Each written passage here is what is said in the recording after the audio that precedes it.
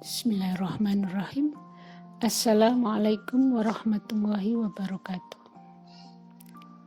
Ibu-ibu yang dirahmati Allah, marilah kita lanjutkan tadabbur kita, yaitu surat Al-Mu'minun ayat 1 sampai 10.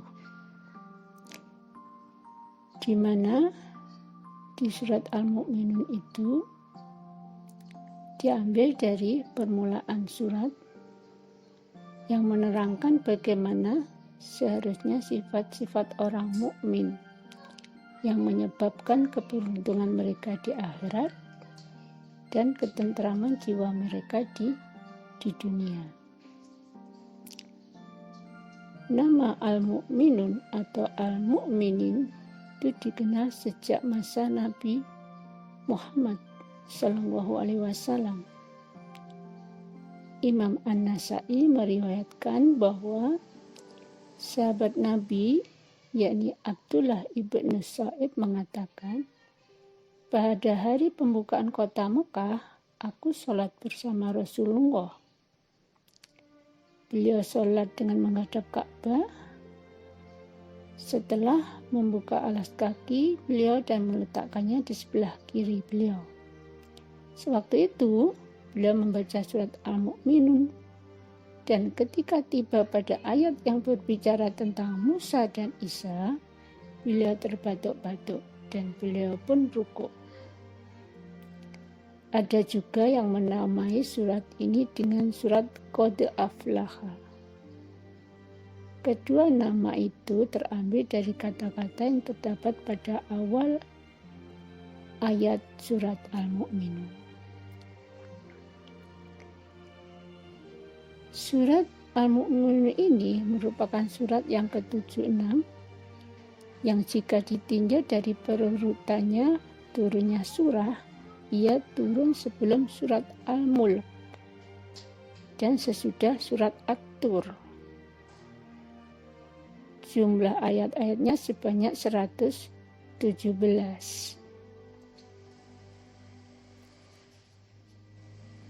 Tujuan dan tema utama surat ini adalah uraian tentang kebahagiaan dan kemenangan yang akan diraih secara khusus untuk orang-orang mukmin, sebagaimana jelas difahami dari namanya.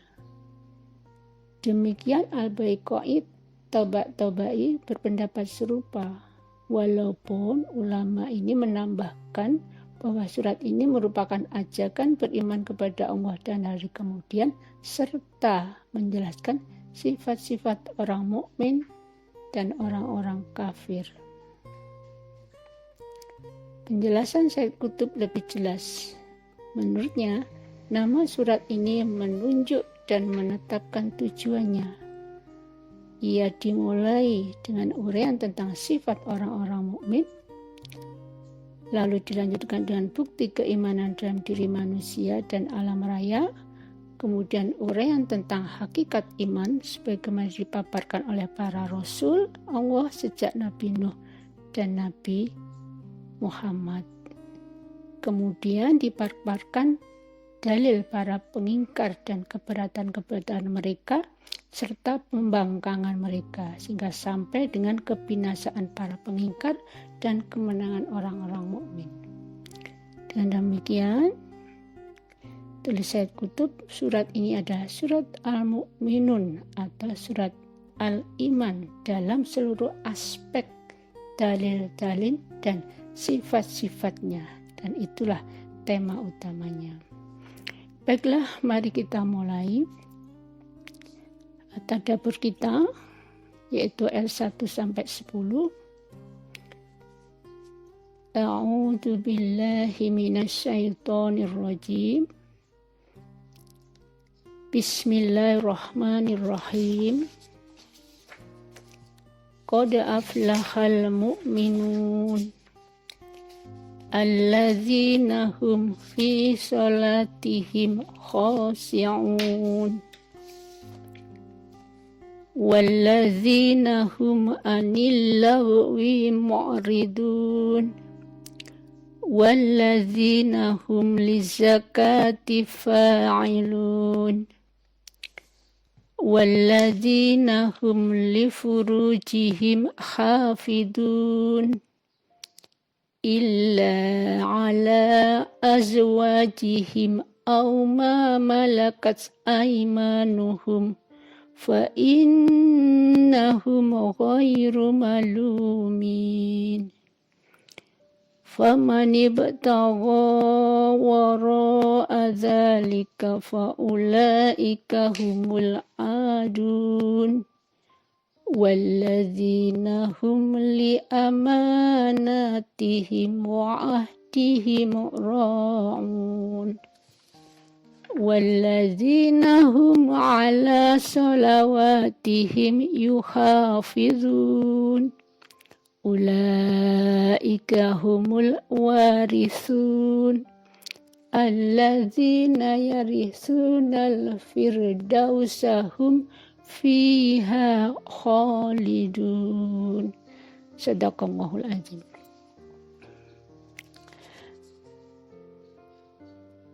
Baiklah ibu-ibu, bagaimana asbabun nuzulnya surat Al-Mu'minun ayat 1-10 yang tadi sudah disampaikan dari hadis Imam Nasa'i. Tapi ini juga ada lagi hadis dari Aisyah dari Yazid bin Babinus. Ia berkata, kami berkata kepada Aisyah, bagaimana akhlak Rasulullah? Kemudian Aisyah berkata, akhlak Rasulullah ada Al-Quran. Lalu Aisyah berkata kembali, jika engkau membaca surat Al-Mu'minun, qad aflahal mu'minun. Kemudian laki-laki tersebut membaca sampai 10 ayat, dan Aisyah berkata, demikianlah akhlak Rasulullah tersebut. Hadis riwayat Bukhari, An-Nasa'i, dan Baihaqi. Baiklah, mari kita kaji satu persatu ayat 1-10. Kita mulai dari ayat 1-2. Kita baca sekali lagi.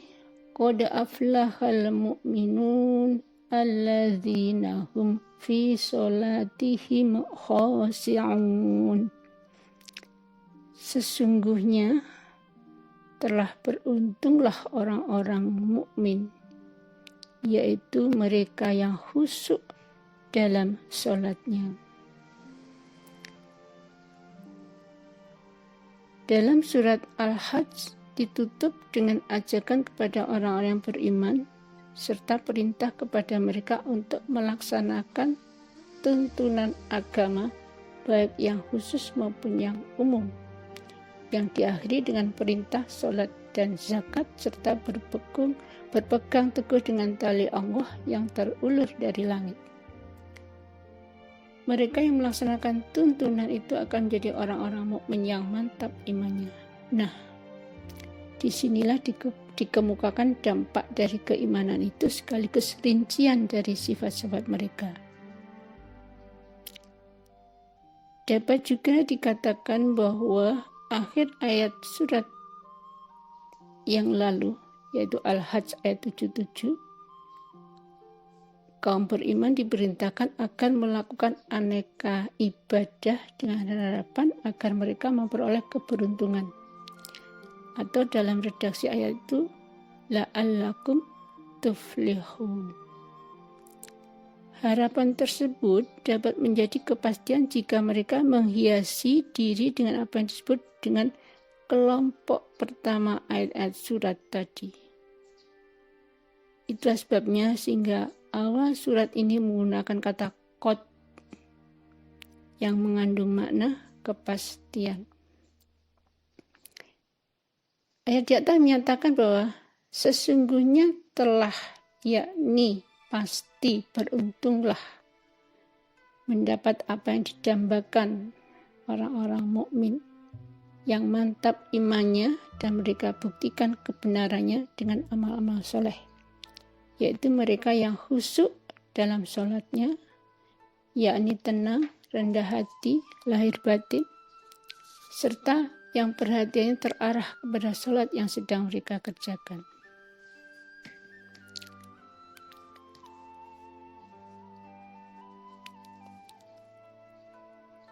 Kata aflaha terambil dari kata al-falah yang berarti membelah.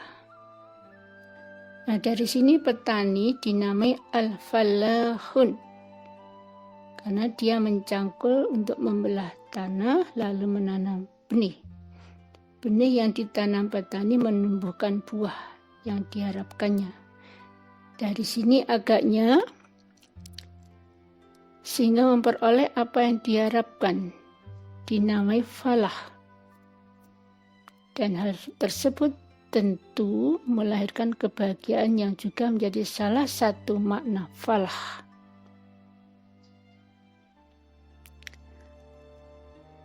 Keberuntungan. Hayya 'alal falah, mari menuju keberuntungan. Muflihun, orang-orang yang beruntung. Kebahagiaan ada dua, yaitu dunia dan akhirat. Kebahagiaan dunia menurut Ar-Raghib Al-Asfahani adalah memperoleh hal-hal yang menjadikan hidup dunia nyaman, antara lain berupa kelanggengan hidup, kekayaan, dan kemuliaan. Sedangkan yang akhirat terdiri dari 4 hal, yaitu wujud yang langgeng tanpa kepunahan, kekayaan tanpa kebutuhan, kemuliaan tanpa kehinaan, dan ilmu tanpa ketidaktahuan. Iman dari segi bahasa adalah pembenaran hati. Menyangkut apa yang didengar. Menurut Tabatabai, iman adalah kepatuhan dan pembenaran yang disertai dengan pemenuhan konsekuensinya. Dengan demikian, keimanan kepada Allah dalam pengertian Al-Quran adalah pembenaran tentang keesaannya, para rasulnya, hari kemudian, serta apa yang disampaikan oleh para rasulnya, disertai dengan al-ittiba, yakni mengikuti dan melaksanakannya secara umum. Karena itu, tulis Tabatabai, setiap Al-Quran menyebut kaum mukminin dengan sifat yang indah atau ganjaran yang melimpah, kita temukan pula ia gandengkan dengan menyebut amal soleh. Seperti firman Allah dalam surat An-Nahl 97, Man amila sholihan min dzakarin aw unsa wa huwa mu'minun falanuhyiyannahu hayatan thayyibatan. Siapa yang mengamalkan amal soleh baik laki-laki maupun perempuan sedang dia beriman, mukmin, maka pasti kami menghidupkannya dengan kehidupan yang baik. Sekedar kepercayaan menyangkut sesuatu belum dinamai iman. Jadi, sekedar kepercayaan yang menyangkut sesuatu itu belum dapat dinamai iman. Iman itu menghasilkan ketenangan, karena itu pula dia berbeda dengan ilmu. Walau salah satu yang mengukuhkan iman adalah ilmu, tetapi ilmu tidak jarang menghasilkan keresahan dalam hati pemiliknya, berbeda dengan iman. Ilmu walau diibaratkan dengan air telaga tetapi tidak jarang ia keruh. Dan iman ketika diibaratkan dengan air bah dengan gemuruhnya tetapi ia selalu jernih sehingga menenangkan. Kata sholatihim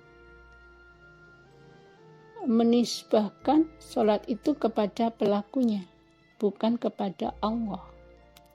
Walaupun pada hakikatnya sholat tersebut ditujukan kepadanya. Hal ini disebabkan karena ayat ini bermaksud menggarisbawahi aktivitas pelaku. Apalagi mereka itulah yang akan memperoleh manfaat sholatnya, bukan Allah. Khosi'un terambil dari kata khosa'a, yang dari segi bahasa berarti diam dan tenang. Ia adalah kesan khusus dalam hati siapa yang khusyuk terhadap siapa yang dia khusyuk kepadanya, sehingga yang bersangkutan mengarah sepenuh hati kepada siapa yang dia khusyuk kepadanya sambil mengabaikan selainnya. Patron kata yang digunakan ayat ini menunjuk kepada pelaku yang mantap melakukan kekhusyukan.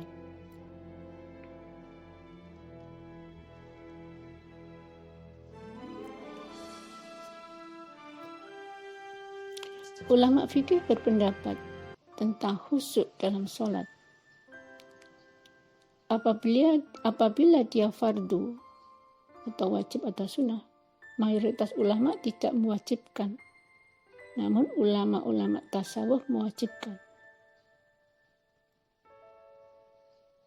Para ulama fikih tidak memasukkan kekhusyukan dalam bahasa rukun atau syarat sholat, karena mereka menyadari bahwa khusyuk lebih banyak berkaitan dengan kalbu. Sedang mereka pada dasarnya hanyalah mengarahkan pandangan ke sisi lahiriah manusia.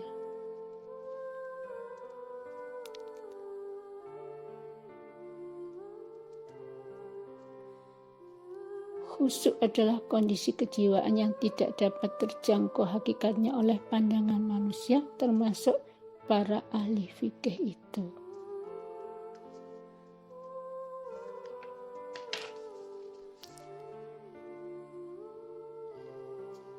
Demikian juga ulama fikih menetapkan khusyuk dalam disiplin ilmu mereka.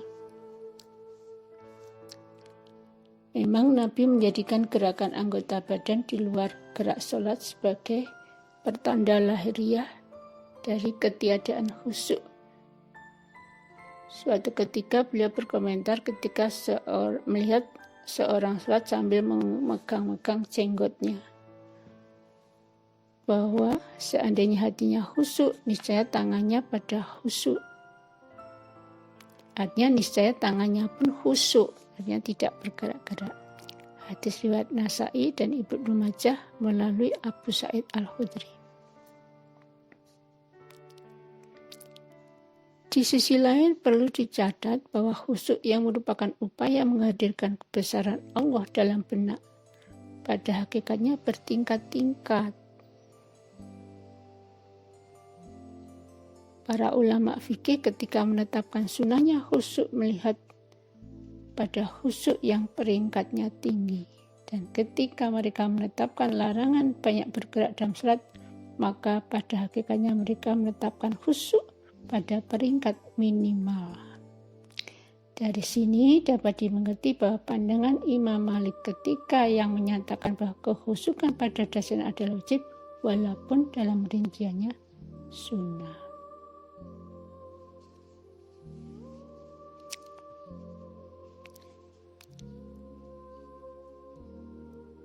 Banyak orang menduga bahwa khusyuk dalam sholat menjadikan seseorang larut dalam rasa dan ingatan kepada Allah, tidak mengingat selainnya dan tidak merasakan sesuatu yang tidak berhubungan dengannya.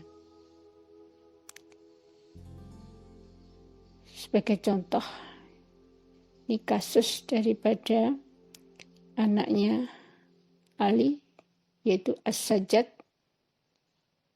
cucu Rasulullah, bahwa diriwayatkan As-Sajjad itu menderita penyakit di kakinya yang mengharuskan pembedahan. Maka kepada para dokter disarankan agar melakukan pembedahan pada saat beliau sholat, karena pada saat itu ingatan dan perasaan beliau terpaku pada kebesaran Allah, tidak kepada sesuatu lainnya. Beliau tidak akan merasakan sakit pembedahan itu karena sedang berada dalam puncak kenikmatan menghadap Allah. Ini salah satu contoh meskipun Nabi sendiri dalam sholatnya tidak selalu larut dalam kebesaran Allah.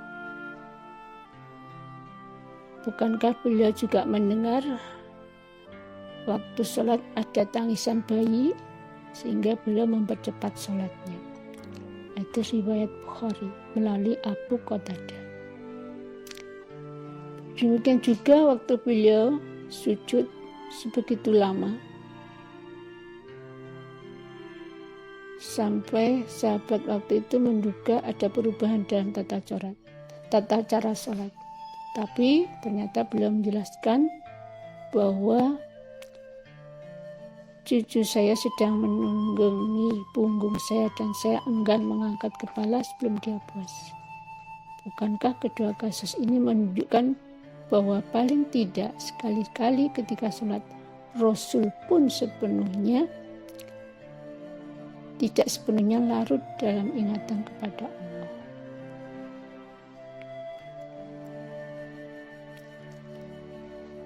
Kewajiban sholat dan khusyuk yang ditetapkan Allah dapat diibaratkan dalam kehadiran para pameran lukisan. Banyak yang diundang hadir untuk yang hadir tanpa mengerti sedikitpun, apalagi menikmati lukisan. Ada juga yang tidak mengerti tapi berusaha mempelajari dan bertanya.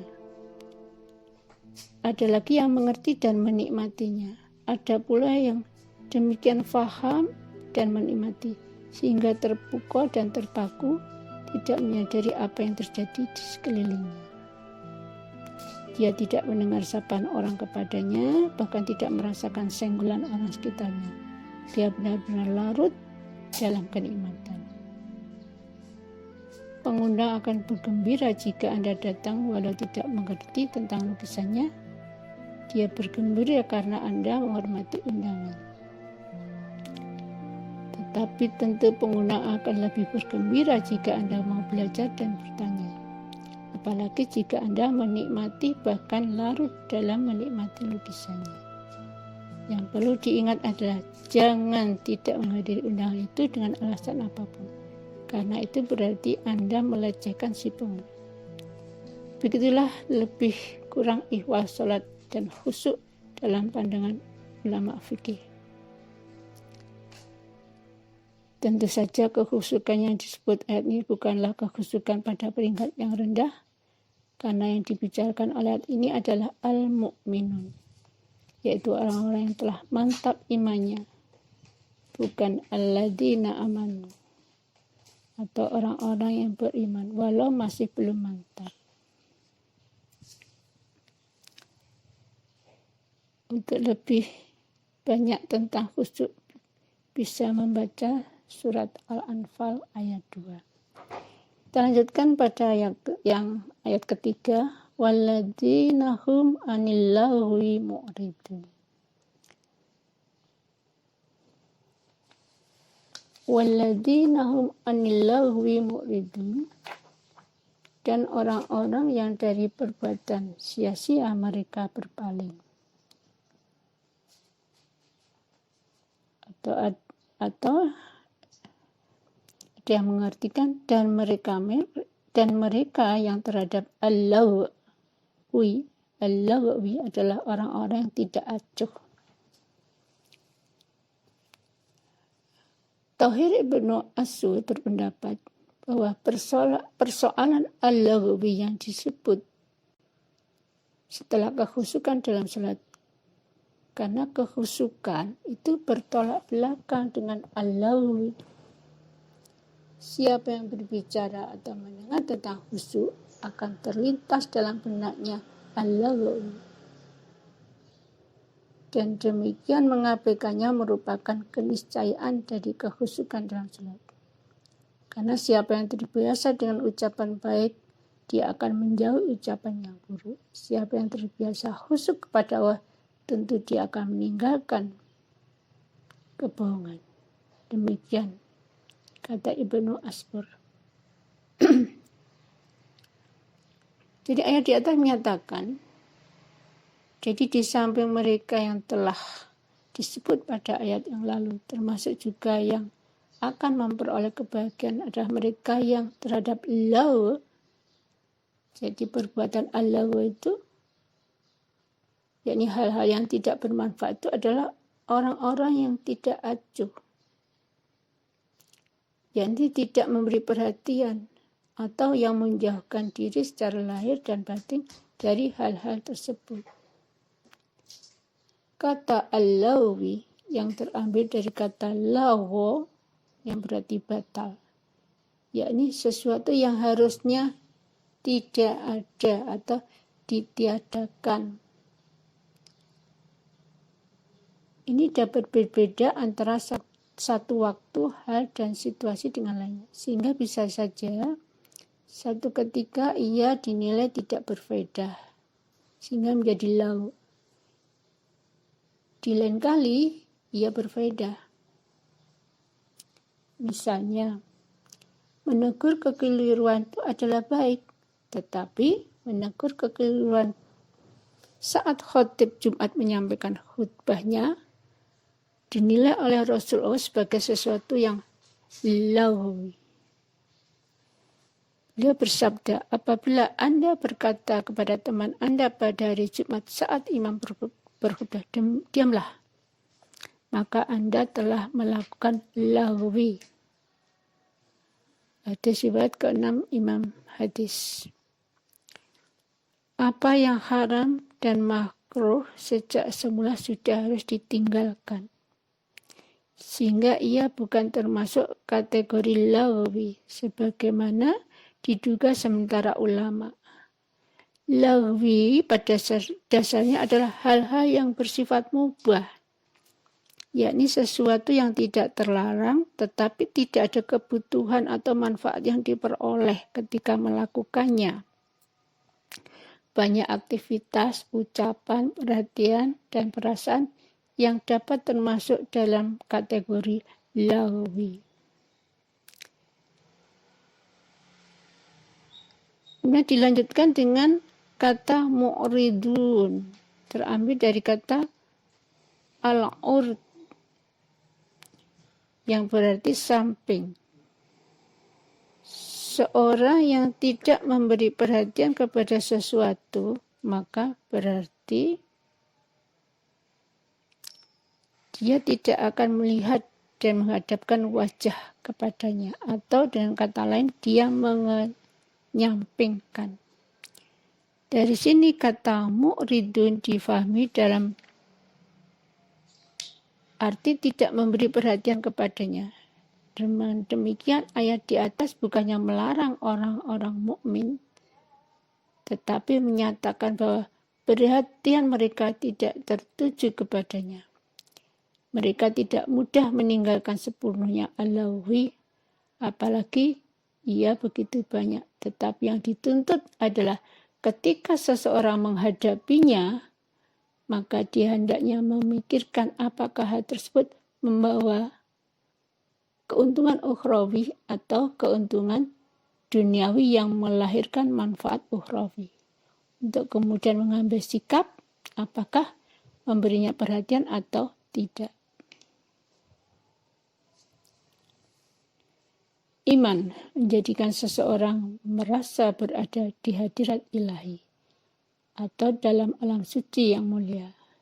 Siapa yang merasakan nikmatnya, pastilah dia tidak akan menghiraukan hal-hal yang tidak berhubungan dengan alam suci itu. Tidak juga menghiraukan hal-hal yang dapat mengantarkannya tidak merasakan lezatnya iman. Namun, bukan berarti bahwa seorang mukmin harus selalu serius, tidak mengenal senyum dan canda. Hal ini perlu digarisbawahi karena terdapat kesalahpahaman bahwa ditemukannya sekian riwayat yang mengarah kepada larangan bercanda dan bergurau. Ambillah sebagai contoh ucapan yang diduga sementara orang sebagai sabda Nabi Muhammad, yaitu jangan memperbanyak tawa, karena banyak tawa itu mematikan kalbu. Riwayat ini dan semacamnya jika dinilai sahih harus difahami dalam arti lelucon yang tidak lucu, yang menyakitkan hati dan melengahkan dari tugas-tugas pokok. Karena para nabi pun tertawa mendengar ucapan atau melihat kelakuan yang lucu. Misalnya Nabi Sulaiman pada saat mau berjalan, dia mendengar ucapan semut yang dituangkan dalam surat An-Naml ayat 19. Maka dia tersenyum tertawa mendengar ucapan semut. Begitu juga riwayat yang menginformasikan bahwa Rasul pun tertawa dan bergurau. Menurut istri beliau,